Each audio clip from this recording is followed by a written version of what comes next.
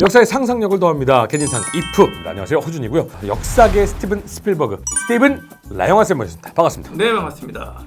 오늘 이야기를 나누어 볼 내용은 어떻게 보면 굉장히 비운의 왕입니다. 앞서서 너무 대단한 선대가 있으면 그를 뒤따르는 분들은 아무래도 비교를 당하기 십상이거든요. 조선시대 가장 훌륭한 왕 하면 떠올리는 분 딱 있지 않습니까? 그분의 아들의 마음은 어땠을까요? 아버지가 돌아가시고 나서 이제 정말 본인의 뜻을 펼칠 때쯤 금방 돌아가시면서 어떻게 보면은 반정의 빌미가 된 과연 문종이 10년 더 살았더라면에 대해서 한번 이야기를 나눠보겠습니다. 아니 10년 더 집권을 했더라면 첫 번째가 수영대군이 이렇게 반정 못 일으켰겠죠. 그렇죠. 사실 이제 문종이 이제 좀 전에 말씀하신 것처럼 사실 아버지가 되게 똑똑했겠고 굉장히 위대한 왕이니까 이 아들은 얼마나 부담이 이제 심했을까라는 부분들에 이제 접근한다면 저는 좀 다른 시기에 접근하고 있는 적당한 기회 때 사실 아들에게 뭔가를 물려주고 내려와야 되거든요.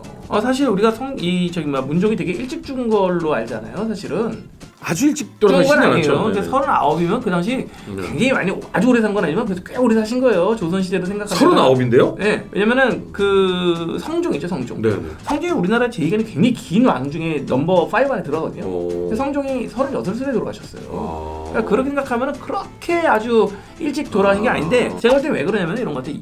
우리 감독님도 계시지만 너무 일을 혹사하잖아. 그러면은 어느 순간 한 번에 맛이 간다고. 일을 너무 많이 시켜서 그래요. 근데 문제는 문종이 차라리 왕이 됐을 때 일을 많이 좀 들어버렸을 것 같아. 아버지가 나중에 너무 열심히 일하는데 아버지가 나중에 눈이 안 보여. 당연 뭐 이런 상태에서 사실 한글도 만드시고 이제 이런 위대하신 분은 맞는데 세종께서 굉장히 마지막에는 몸이 좀 안 좋고 마지막 거의 한 10년간 했다가 사실은 거의 이 문종이 세자 시절로 대리청정을 한단 말이죠. 거의 왕이나 다름없이. 근데 그 전부터 사실 웬만한 일들다가 문종 불러다가 너 이거 한번 해봐 저거 해봐 하니까 또 이 문종이 또 잘해 일을. 그러니까 아빠가 잘하네 하니까 애가 또 이제 아버지 더 인정받고 싶으니까 더 열심히 일을 한 거야. 우리가 세종 때 뭐 만들었어 이런 거 되게 많잖아요. 공무원 애들 가르치거나 수능 애들 가르치면 진짜 세종대학 좋은 거라는데 너무 학을 띄워. 빨리 진짜 끝이 없어 진짜 세종은. 그런데 나중에 알고 보면은 세종의 그 사실 업적 중에 한 30%에 35% 정도는 거의 문종이 다 한 거야. 직접 진두지 한 거는 문종. 왕이 세종식이니까 그냥 세종 몇 년에 뭘 만들었어. 그러니까 우리가 치국이 있죠, 치국이. 장영실이가 이 치국이 할 때 이렇게 물 이렇게 내는 거잖아요. 근데 어떻게 했냐면은 흙에 이제 물이 내리잖아. 잠깐만요. 최민식 누구야? 영화에서. 영화에서. 혼자 웃어. 그 영화를 굉장히 재밌게 봤거든요. 천체를 막 계측하고 막 하면서 물 막 이렇게 쌓여가는 거 보면서 막 원리 설명하면서 막 좋아하던 최민식 씨의 얼굴이 생각이 나서 죄송합니다. 방향을 잃어. 흙을 파가지고 이게 그걸 쟀다고. 근데 흙을 파가지고 이게 물이 흡수돼 버리죠. 되니까 이게 안 된 거야. 그래서 되게 엉뚱한 생각인데 장현실 그걸 생각 못했는데 문종이 흙에다 하는 게 말이 되냐? 구리통 갖고 와봐. 구리통에다가 제가 가진 걸 개발한 거예요. 그거를 갖다가 이거 아이디어를 받아가지고 치고기가 만들어진 거야. 그러니까 사실 치고기를 만드는데 결정적 1등 공신은 장영실이 아니라 아이디어를 냈던 원적전 문종이네. 근데 실제로 그 모든 공을 가져온 건 장영실도 아니야. 다 세종 때 치국이 제자 이러니까 문종은 아마 좀 열이 받았지 않았겠냐. 억울하시겠다 어떻게 보면. 그런 거죠. 맞습니다. 아니 근데 문종은 어떤 사람으로 기록이 돼 있어요? 그러니까 보통은 보면 어린 시절에 뭐 이랬고 저랬고 하는데 그런 식으로 어렸을 때 기록이 좀 많이 남아 있어요. 아주 어렸을 때 기록은 뭐 애니까 뭐 그러게 없는데 애가 조금 이제 좀 장성해서 이제 수염 이렇게 좀 나고 말이야. 뭐 이렇게 좀 건장했을 때 사신들이 온 거야. 보면 우리가 보통 문종 어떻게 생각하냐면 우리가 어떤 것만 봐요. 드라마 보면 병약해. 그래서 이제 내가 얼마 남지 않았구나. 단종아 뭐 이런 것만 기억한다. 근데 문종이 누굴 닮았냐면 세종이 뭘 닮았어요? 머리를 닮아. 내 생남이야. 내가 섹시한 남자야. 그런데 풍채는 누굴 닮았냐? 세종을 닮은 거야. 그래가지고 문종을 보면서 뭐라고 했냐면 풍채가 좋고 수염도 딱 있어가지고 누구냐면 그 삼국지에서 관우를 닮았다고 했어요. 그래서 외국 사신이 와서 말하기를 뭐라고 했냐면은 이렇게 얘기해요. 이 나라는 세자가 이렇게 잘생긴 거 보니 세자를 보면서 이 나라는 참 산수가 좋아서 이렇게 풍채가 좋고 이렇게 잘생긴 사람이 있는데 자 이렇게 얘기를 한 거예요. 우리가 빌빌브라더스로 생각하는데 사실 빌빌브라더스가 아니었다. 풍채가 좋고 얼굴이 잘생겼다. 그렇죠. 그러니까 어진 같은 거 하나 남아있으면 좋은데. 그렇죠. 그게 안 남아있는 게 좀 아쉽네. 그러니까 보통 되게 잘생긴 분은 너무 이쁘신 분 같았는데 아닌 경우가 많은 게 문종 같은 경우가 그런 거예요. 너무 잘생겼는데 안 해복이 없는 거예요. 처음에 있었던 왕비하고 잠자리를 안 하는 거야 문종이. 그러니까 이 아내가 기다려도 이게 지금 뭐 왕비는 사실상 왕 아니면 사실은 완전히 혼자만 있는 거 아니에요 지금. 뭐 근데 이 분이 조금 약간 이렇게 음행술이라든지 약간 이렇게 점 같은 걸 되게 좋아했어. 그래가지고 그 왕의 어떤 그 못에다가 뭐 부적 넣어놓고 집신 같은 거를 갖다가 이렇게 끓여가지고 그 물을 갖다가 마시게 하면은 자기에게 그 간식을 가진다 이런 걸 좋아하고 발각이 된 거야. 이거 발각되면 큰일 나는데? 그러니까 이걸 누구한테 발각이 되면 세종대왕이 이걸 안 거여서 아 이거 진짜 이게 그거 아니다 진짜. 아니 지금 막 과학 기구 발명하고 있는데 여기 점치고 있으니. 그게 당장 내보내라 해서 쫓아낸 거예요. 아이고. 문종이 뭐 원하는 게 진짜 뭐냐. 그래서 이제 문종은 진짜 얼굴을 밝힌다 해서 이번에는 되게 얼굴 이쁜. 이 얼굴 이쁜 진짜 얼굴만 보고 뽑은 거예요. 문종께서 신나셨겠네. 신났는데 이 여자가 또 문제가 있네. 왜요? 내지야. 후궁 애들들이 와 후궁이 왜 이러세요? 만 가만히 있어. 너도 좋잖아. 막 이런 식으로 하면서 그게 또 발각이 된 거야. 그러고 나서 이제 하다가 후궁하고 해서 이제 딸이 하나 나왔어요. 근데 너무 늦은 거야 지금. 그러니까 빨리 이제 왕자를 기다렸는데 딸 난 여자를 그냥 세자 빈으로 책봉을 하자. 그래서 이 세자 빈 책봉돼서 이분이 이제 정식 이제 이 나라의 정식 왕비가 되시는 거예요. 이분이 낳은 분이 바로 이제 단종이신 거죠. 그게 문종의 나이 28일인 거죠. 그러고 나서 8에 낳았는데 성종이 39에 돌아가시니까 아들이 거의 10대를 거의 이제 넘기려고 할 나이에 이미 아버지는 돌아가신 거죠. 엄마 어떻게 했을 것 같아요? 엄마 살아계시겠죠. 그 단종을 낳다가 엄마가 죽어요. 아이고야. 그러면 이제 보세요.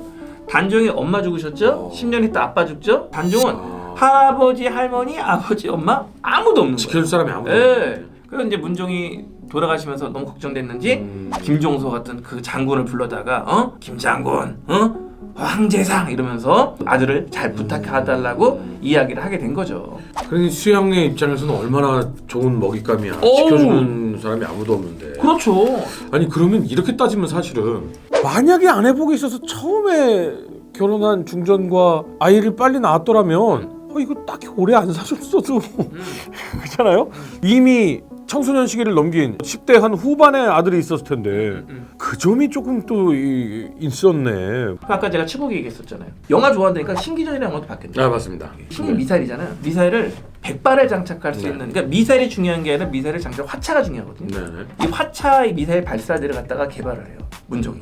심지어는 나중에 그 신숙주라는 어마어마한 괴학자가 있잖아요. 그 신숙주가 자꾸 이렇게 무만 강조하니까 신하들이 많은 사람이 너무 무에만 편향된다라고 하니까 화를 내면서 내가 지금 이 나라의 그 군사력을 강화시키는데 네가 뭐 이렇게 아니냐고 아는 체 하면서 신숙주를 갖다가 이렇게 하고 내보내기도 하는 그런 강단이 있던 인물이 바로 문종이에요.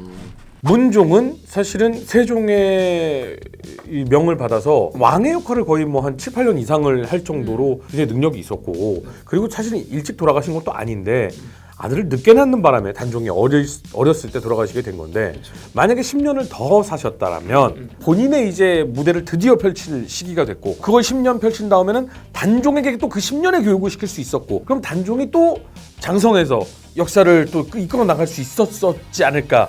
이게 지금 이제 문종이 10년 더 살았더라면이거든요. 그렇죠. 희망편과 절망편 한번 가보면 어떨까요?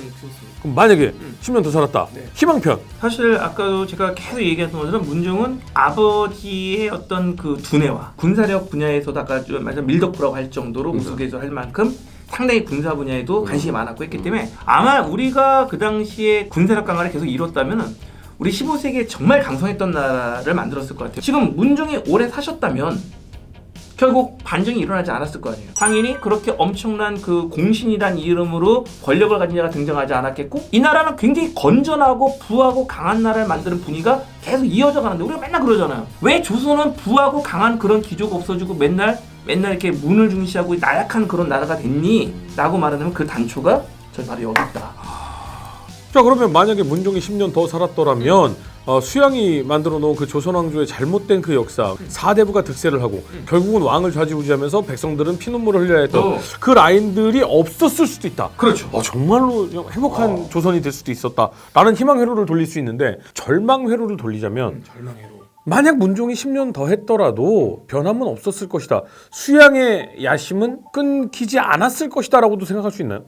그렇죠. 수양의 그 야심은 그게 쉽게 끝나진 않을 거예요. 다만 뭐 10년을 더 사셨다고 하더라도 사실은 계유정난이 뭐예요? 계유정난이 계유년의 네. 정난, 난을 정벌했다는 거거든요. 네네. 김종서와 황보인 같은 애들이 어린 왕을 갖다가 앞세워서 뭔가 잘못된 것을 했기 때문에 이걸 갖다가 난을 내가 정벌했던 거다라는 표현한 거잖아요. 네. 그러니까 되게 자기 주관적인 역사적 관점의 해석인데 수양은 아마 어떤 그 명분을 대서라도 아마 단종을 내몰려고 아마 노력은 하지 않았겠는가. 다만 가능성이 좀 희박해졌을 거다 이렇게 말씀드리는 거죠. 여러분 상상은 얼마든지 할 수 있습니다. 여러분들도 상상을 할 수가 있고요. 여러분들은 어떤 상상을 하시는지 상상을 한번 댓글로 달아주셔도 좋을 것 같습니다. 네. 오늘도 즐거운 상상 도와주신 나영원 쌤 고맙습니다. 네, 감사합니다.